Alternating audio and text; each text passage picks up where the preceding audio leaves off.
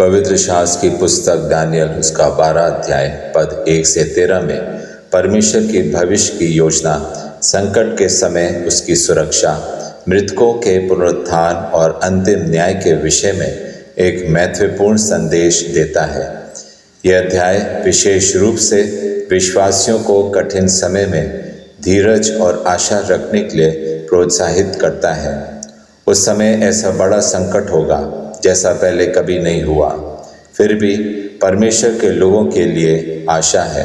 जिनके नाम जीवन की पुस्तक में लिखे हुए पाए जाएंगे वे बचाए जाएंगे। इससे पता चलता है कि संसार कितना भी कठिन क्यों ना हो जाए, परमेश्वर अपने लोगों को नहीं भूलता।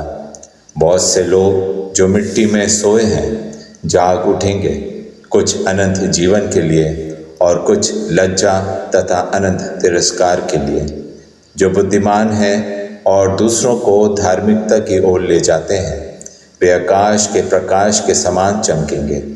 यहाँ हमें अपने जीवन को केवल सांसारिक सफलता के लिए नहीं, बल्कि लोगों को परमेश्वर की ओर लाने के लिए समर्पित करने की प्रेरणा मिलती है।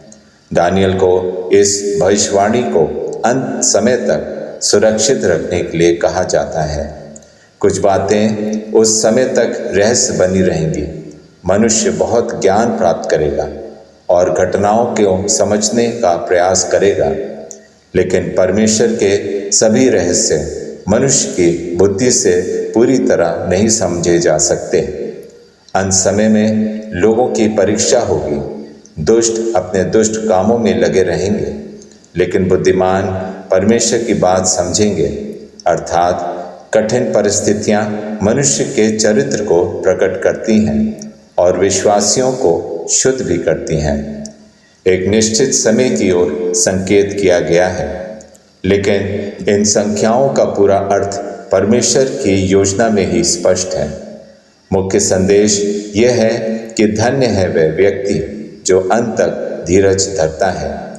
दानियल को व्यक्तिगत आश्वासन मिलता है, वह अपने मार्ग पर चलता रहे, अंत में विश्राम पाएगा और दिनों के अंत में अपना भाग प्राप्त करेगा।